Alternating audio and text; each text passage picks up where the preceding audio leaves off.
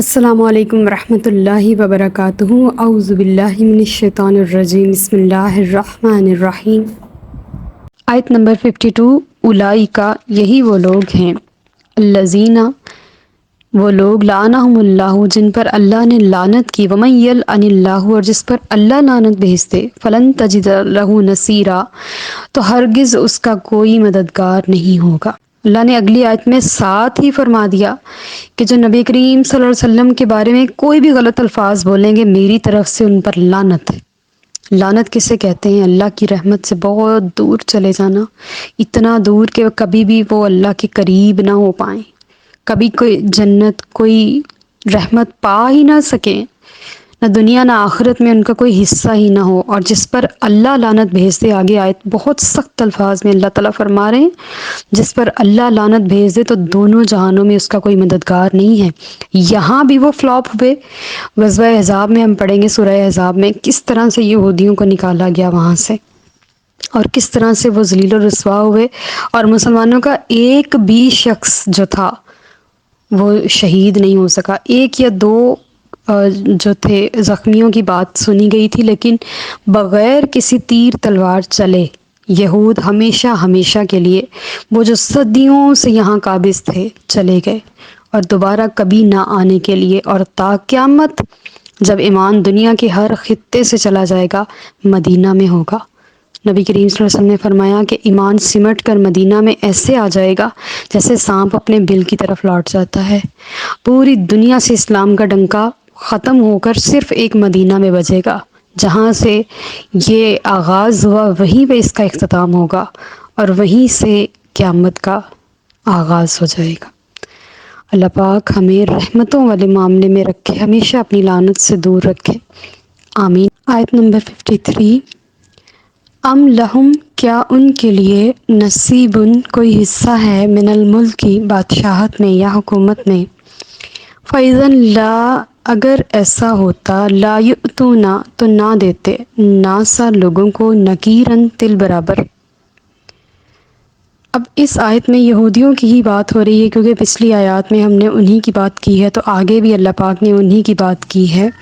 کہ اگر ان یہودیوں کو اللہ پاک حکومت عطا فرما دیتے تو ان کا بخل اتنا مشہور ہے، ان کی کنجوسی اتنی مشہور ہے کہ کسی کو پھوٹی کوڑی نہ دیتے۔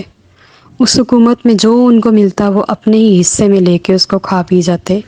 اقتدار ملتا، انہیں اختیار ملتا، کچھ بھی ان کے ہاتھ میں ہوتا تو وہ اس میں سے لوگوں کو ایک تل برابر بھی کچھ نہ دیتے۔ اور آج ہم دیکھ رہے ہیں کس طرح یہودی ہم پر غالب ہیں،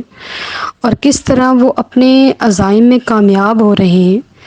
انہوں نے ایک آلہ سا ہمیں بنا کے ہمارے ہاتھ میں تھما دیا ہے، چاہے ہم اس کا اچھا استعمال کریں یا برا،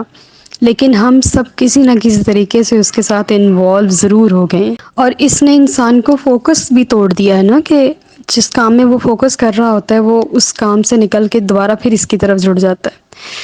اور اس نے رابطے بھی آسان کر دیے ہیں، اور اس نے لوگوں سے ملنا جلنا بھی آسان کر دیا ہے، اور دلوں سے دور بھی کر دیا ہے۔ پہلے رابطے نہیں تھے لیکن دلوں کے قریب تھے، اب رابطے ہیں اور دل سے دور ہیں۔ تو اللہ نے ان کو حکومت دی اس لیے نہیں تھی کہ یہ لوگوں کو تل برابر نہیں دیتے، کیونکہ یہ فرتے بخل میں بہت آگے جا چکے ہوئے ہیں، اور اللہ نے اگر ان کو دے دی تو آج دیکھ لیں وہ ہم پر کیسے حکومت کر رہے ہیں، حالانکہ وہ ہمارے حکمران نہیں ہیں لیکن ان کا بس چل رہا ہے۔ آیت نمبر 54، ام یحسدون، کیا حسد کرتے ہیں، ناسا، لوگوں سے، الا، اس پر، ما آتاہم اللہ، جو اللہ نے انہیں عطا فرمایا، من فضلہ، اپنے فضل سے، فقد آتینا، تو بے شک ہم نے عطا فرمائی، آل ابراہیم، ابراہیم علیہ السلام کے گھر والوں کو، الکتابہ، کتاب، والحکمت، اور حکمت، وآتیناہم، اور ہم نے انہیں عطا فرمائی، ملکن عظیما،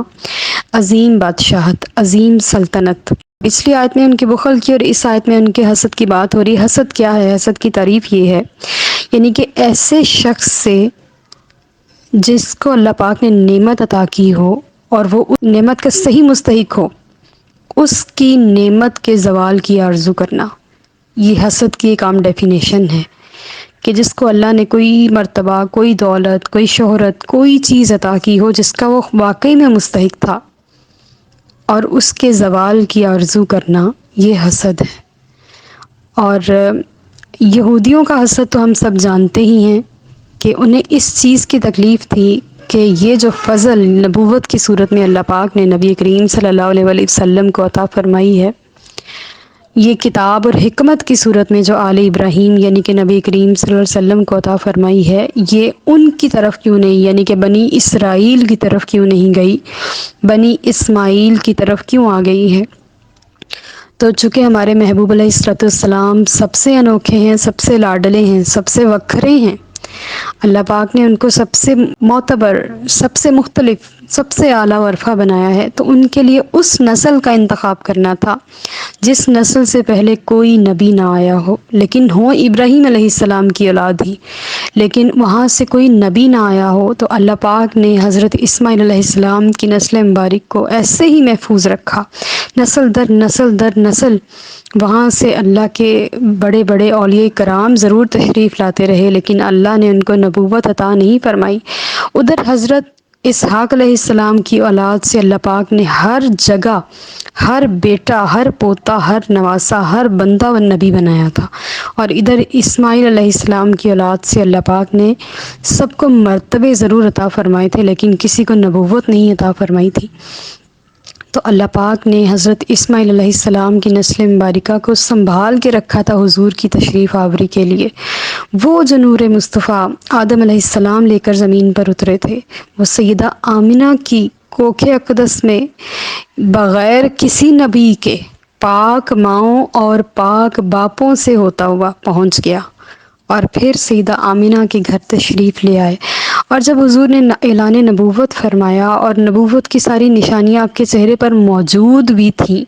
اور وہ زمانہ، وہ حالات، واقعات، سب کچھ جب موجود بھی تھے، تب بھی وہ لوگ ایمان نہیں لائے۔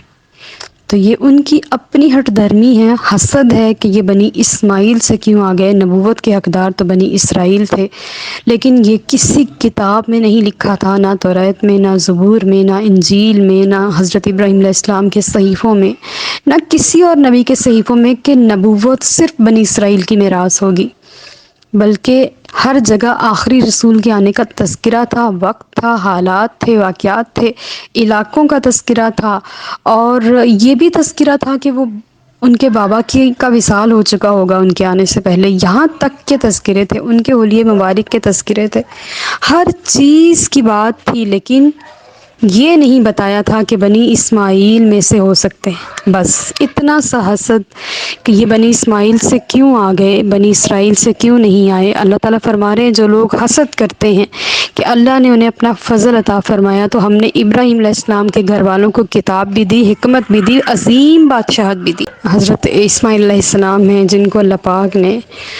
حکمت دی اور ذہانت دی۔ آج اگر ہم جا کے خانہ کعبہ کی زیارت کرتے ہیں تو ہم ابراہیم اور اسماعیل علیہ السلام کی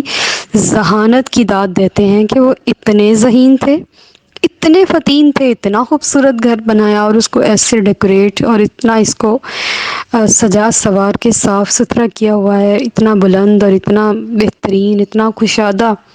کس طرح سے؟ اس دور میں تو کوئی ایسے بھی نہیں تھے ریسورسز جس طرح کے آج ہیں، نہ کوئی مشینیں تھیں، نہ کوئی اس طرح کی چیزیں تھیں، لیکن حیران کن ہے، سب کچھ حیران کن ہے۔ اللہ نے ان کو اتنی فطانت دی تھی، حکمت دی تھی، عظیم بادشاہت عطا فرمائی تھی۔ آپ نے دیکھا ہوگا ان کی بادشاہت کا، حضرت داؤد علیہ السلام و سلیمان علیہ السلام کا تذکرہ، کہ حضرت سلیمان علیہ السلام کو اللہ پاک نے 99 ازواج ان کے لیے حلال کی تھی ایک وقت میں، وہ 99 ازواج رکھ سکتے تھے۔ تو جب ان کے ایک بیٹے کی یہ شان ہے تو کیا کریم آقا صلی اللہ علیہ وسلم تو ان کے بھی سردار ہیں۔